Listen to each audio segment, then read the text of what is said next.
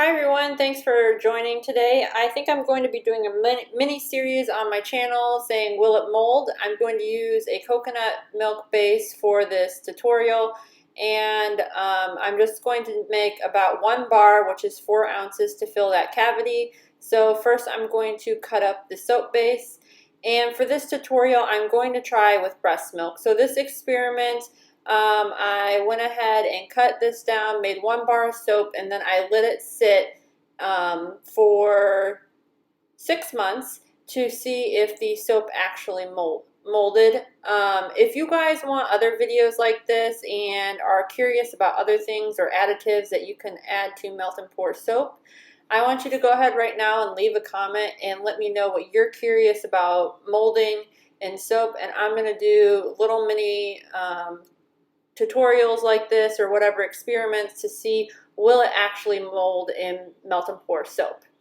So the first thing that I'm doing is getting the breast milk soap after everything was cut down, and you see that fatty layer on the top of the milk. I want to make sure that that is fully incorporated into the soap to make sure we get a good test. I'm showing you that because if you're not familiar with breast milk, there's just like a fat layer that sits on top. So if you're making this for a friend or something, I wanted you to know that. So I went ahead and I melted down my soap.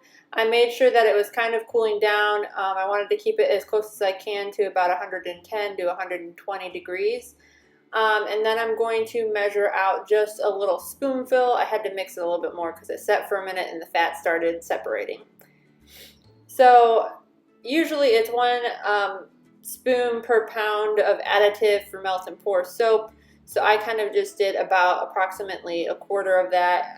It's not, quite what it needs to be, but I didn't add anything else to the soap. It's just literally the coconut milk soap base and also the melt and pour soap, and then the breast milk.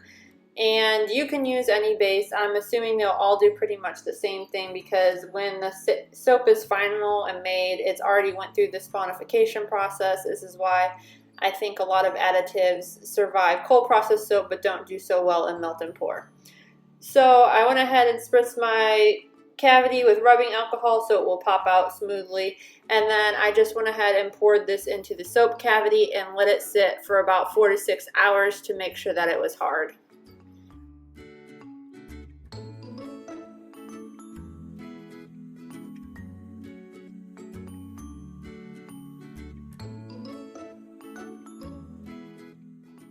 Once everything had hardened up, I went ahead and popped it out of the mold, and I am actually going to cut this up into 3 pieces. We are going to use one is going to be the control piece, and I'm going to wrap it up in a plastic bag so nothing gets to it. I'm also using a glove to make sure I don't contaminate the soap in any way or ruin the experiment.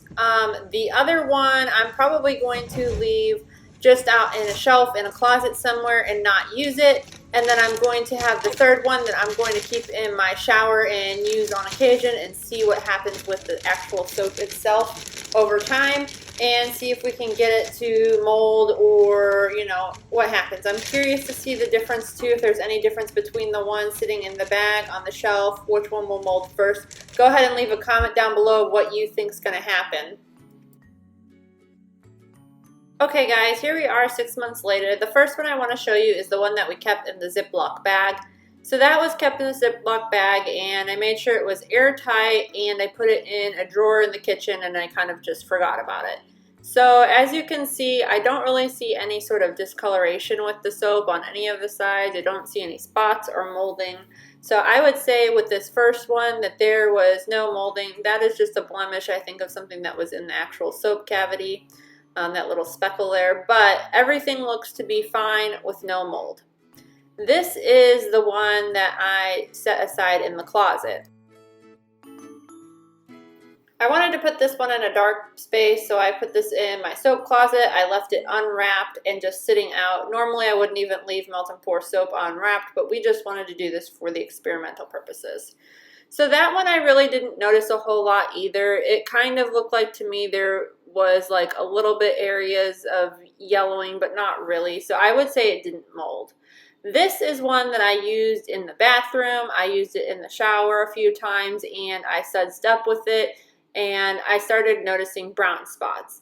Now, the brown spots I only noticed after I left it sitting for about 3 to 4 months, because I used it like maybe once or twice a week for the first month or two, just to make sure that it was getting enough moisture and actually being used, so that way the experiment would be, you know, something of substance. So I would say, does it mold for the breast milk soap? After 6 months, my conclusion is yes, it will mold, especially after you introduce water to it. I don't think it's going to mold if it's sealed and, you know, wrapped up and on the shelf. It probably won't mold.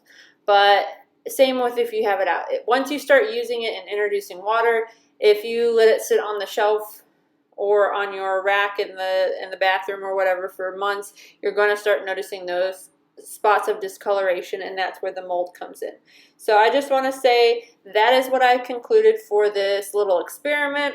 Thank you guys for all watching, and don't forget to like and subscribe to see more videos like this. I really like it when you guys leave comments for me.